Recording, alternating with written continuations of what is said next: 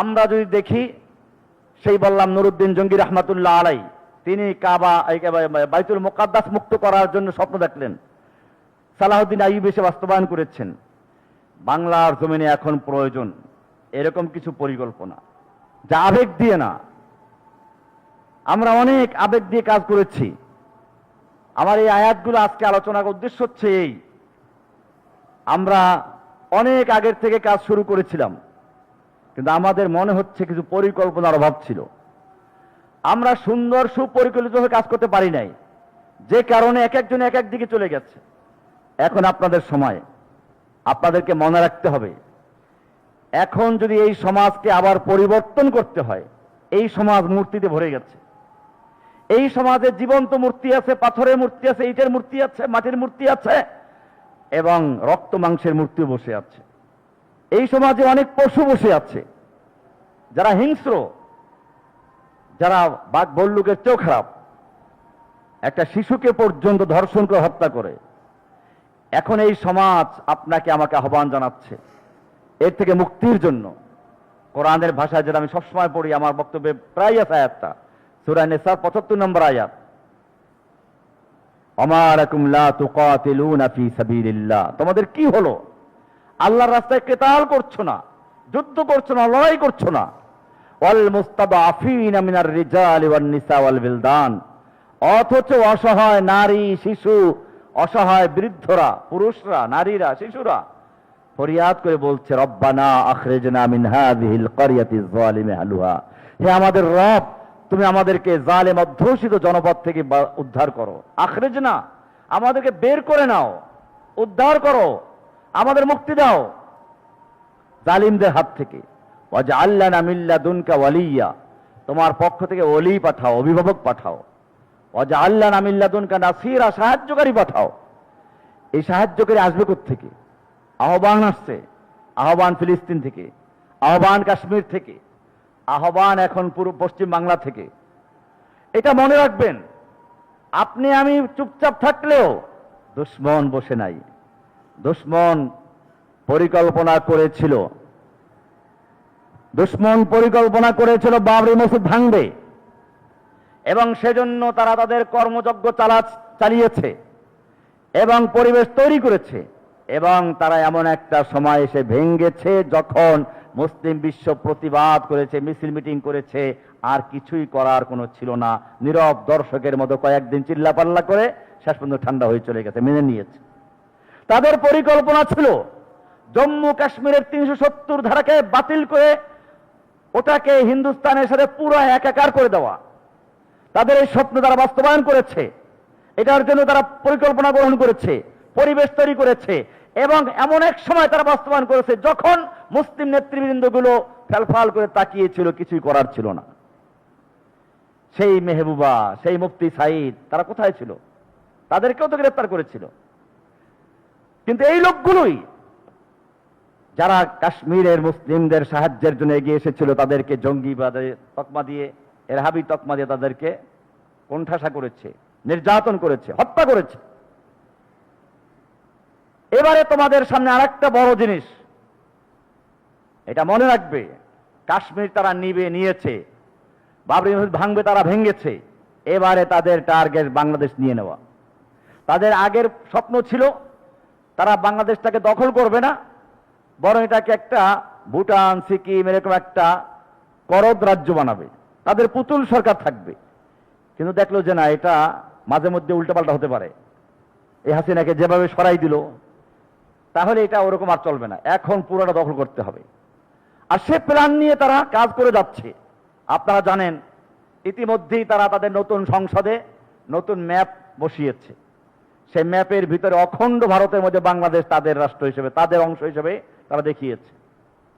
আপনি কি মনে করেন যে অন্যগুলো যেরকম বাস্তবায়ন করেছে এটা বাস্তবায়ন হবে না? না হওয়ার কি আছে? এই জাতির যারা ওই এদেশকে মুক্ত করার জন্য, তাদেরকে তৈরি করার জন্য যারা বক্তব্য দেয়, তাদেরকে বলে সন্ত্রাসী। এই জাতি তাদেরকে জেলে ঢুকিয়েছে, এই জাতি তাদের খুনে রঞ্জিত করেছে।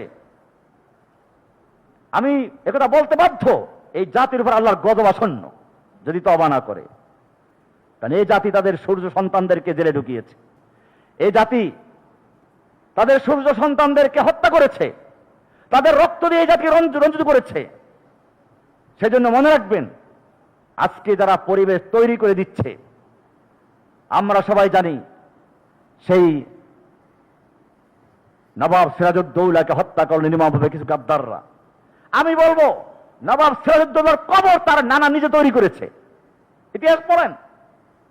মুসলিম যারা ধনী ছিল, জমিদার ছিল, তাদের জমিদারি কেড়ে নিয়ে হিন্দুদেরকে জমিদারি বসিয়ে দিয়েছে। তার মন্ত্রী পরিষদ থেকে মুসলিমদেরকে সরিয়ে দিয়ে হিন্দুদেরকে বসিয়েছে। এইভাবে গাদ্দারদেরকে তার চতুর্পাশে বসিয়েছে। এরপরে তার নাতিকে জবাই করা হবে, হত্যার দাবি করে, কবর তো সেই তৈরি করেছে। এটা ইতিহাসের স্বাভাবিক ব্যাপার ছিল এটা। এমনি ভাবে আজকে বাংলাদেশে আমাদের লোকেরা কিছু মিছিল মিটিং করছে, আর ওরা তৈরি হচ্ছে। ওদের দেশে তৈরি হলে অস্ত্র ট্রেনিং নেওয়া হচ্ছে, এটা দোষের না, ওরা সন্ত্রাসী না, কারণ ওরা হিন্দু। আর এদেশে যদি কেউ জেহাদের লেকচার দেয় তাহলে সেও সন্ত্রাসী, কারণ সে মুসলিম। এবং এটা আমার আক্ষেপ ছিল না যদি দুশ্মনরা বলে, দুশ্মন তো বলবি। আমার হিন্দুদের জন্য আপত্তি নেই, তাদের উপর ক্ষোভ নাই। কি জন্য জানেন? তারা তো করবেই, তাদের কাজ এটা। তারা তাদের ধর্মকে বিজয়ী করে ছাড়বে, তারা বাবরি মসজিদ ভাঙবে, তারা 70 দ্বারা 370 বাতিল করবে, তারা বাংলাদেশ নিবে। এটা তাদের স্বপ্ন থাকবে, এটা স্বাভাবিক। কাজে তারা তাদের কর্মসূচিতে তারা এগিয়ে যাচ্ছে, এটা আশ্চর্যের কিছু না। আশ্চর্য হচ্ছে আমার জাতির উপরে, যারা বুঝে না তাদের নিয়ে আমার কোন চিন্তা নেই। আফসোস হচ্ছে আমার ওই জাতিকে নিয়ে, যারা আমাদেরই রক্তে মাংসে তৈরি, আমাদেরই চেহারা, আমাদের লেবাস, দাড়ি টুপি আছে, তারাও যখন যারাই আল্লাহ নবীর সুন্নাহর কথা বলে, যখন বাতিলে মোকাবেলায় তৈরি হওয়ার কথা বলে, তখন তাদেরকে মানহাজি বলে উপহাস করে। যখন আমরা দেখি এমন কিছু লোকদেরকে যারা আল্লাহ রাসূলের তরিকা, রাসূলের সুন্নাহ মোতাবেক দিন কায়েমের কথা যারা বলে, তাদেরকে তুচ্ছ তাচ্ছিল্য করে যাচ্ছে। এমনকি আমাদেরকে না, খোদ কোরআনের আয়াতের উপরে তারা আপত্তি করে যাচ্ছে। আপনারা দেখেছেন, গত বছর একজন তো বলেই ফেললেন, যিনি 50 বছর ধরে বুখারী পড়ান, একটা ইসলামী দলের প্রধান, তিনি বলে ফেললেন বদর যুদ্ধে কি লাভ হয়েছে, কয়জন ইসলাম কবুল করেছে। তিনি তো বুখারী পড়ান, তাও একদিন দুদিন না, 50 বছর ধরে বুখারী পড়ান, 60 বছর ধরে বুখারী পড়াচ্ছেন।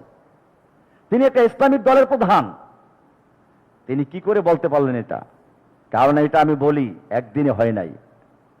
আপনি যখন শহরের পাবলিক টয়লেটে যাবেন, দুর্গন্ধে আপনার নাক বন্ধ হয়ে যাচ্ছে, আপনি কয়েক মিনিট থাকলেন, তারপরে দুর্গন্ধ আর দুর্গন্ধ নেই। দুর্গন্ধ কোথায় গেছে? দুর্গন্ধ চলে গেছে? দুর্গন্ধ দুর্গন্ধের জায়গায় আছে। আপনার নাক ওই দুর্গন্ধকেই এখন অক্সিজেন বানিয়ে গ্রহণ করে যাচ্ছে। ঠিক তেমনি ভাবে আমাদের এই মুসলিম উম্মাহ, এই গণতন্ত্র, সমাজতন্ত্র, রাজতন্ত্র এবং অপসংস্কৃতির দুর্গন্ধের সঙ্গে মিশে গিয়ে এমন এক পর্যায়ে চলে গেছে, এখন তাদের কাছে এটা দুর্গন্ধ মনে হয় না, এটা অক্সিজেন বানিয়ে নিয়েছে। এখন তাদের কাছে কোরআন সুন্নাহর কথাটাই দুর্গন্ধ মনে হচ্ছে। আর সেই কারণেই তারা বলেছে বদর যুদ্ধ নিয়ে আপত্তি করেছে। অথচ তারা জানে না কোরআনে আল্লাহ তাআলা বলছেন বদর যুদ্ধ কি ইয়াউমুল ফুরকান, সত্য মিথ্যা পৃথক হয়ে যাওয়ার দিন। তারা জানে না আল্লাহ রাসূল বলেছেন লাআল্লাল্লাহ ইত্তালা আলা আহলি বদর ফাকালা ইমালু মা শিতুম কদ গফারতু লাকুম। আল্লাহ বদরীদের দিকে উকি মেরেছেন এবং বলেছেন তোমরা যা ইচ্ছা তাই করো, আমি তোমাদের ক্ষমা করে দিলাম। যেই বদর যুদ্ধ সম্পর্কে বন্দীদের সম্পর্কে কোরআনে আয়াত আছে, কেন ক্ষমা করলেন? যেই বদর যুদ্ধের গনিমত সম্পর্কে আলোচনা আছে, যেই বদর যুদ্ধ সম্পর্কে আল্লাহ তাআলা ফেরেশতা নাজিল করেছেন, কত আয়াত। সেই বদর যুদ্ধ নিয়ে যখন কোনো ব্যক্তি আপত্তি করে, আপনি কি এটা সহজ কিছু মনে করছেন? আমি এই জন্য আপনাদেরকে আজকে এই আয়াতগুলো আলোচনা করলাম, এটা চিন্তার জন্য, সুদূর প্রসারী পরিকল্পনা গ্রহণ করার জন্য। হয়তো আমরা বাস্তবায়ন করতে পারবো না, কিন্তু আমরা যেন এমন একটা কাজ শুরু করে দিয়ে যেতে পারি যে কাজটা আমাদের পরবর্তী কোনো এক প্রজন্মে এসে বাস্তবায়ন হবে। এটাই হচ্ছে আজকের মূল বিষয়টা। ইব্রাহিম আলাইহিস সালাম একটা পরিকল্পনা গ্রহণ করেছিলেন আল্লাহ রাসূলকে দিয়ে সেটা বাস্তবায়ন হয়েছে। তিনি ঘোষণা করেছিলেন কাবা পবিত্র রাখার, আল্লাহ নবী বাস্তবায়ন করেছেন। তিনি ঘোষণা দিয়েছেন চতুর্দিক থেকে রাস্তা ভরে লোকের আসবে, আল্লাহ নবীর মাধ্যমে তা বাস্তবায়ন হয়েছেন। ঠিক এরকম আমরাও যদি হতাশ না হয়ে, আমরা পরিবেশের সাথে মিশে না গিয়ে সত্যিকার অর্থে সাহাবায়ে কেরামদের আদর্শে আদর্শবান হয়ে তাদের ত্যাগের থেকে শিক্ষা নিয়ে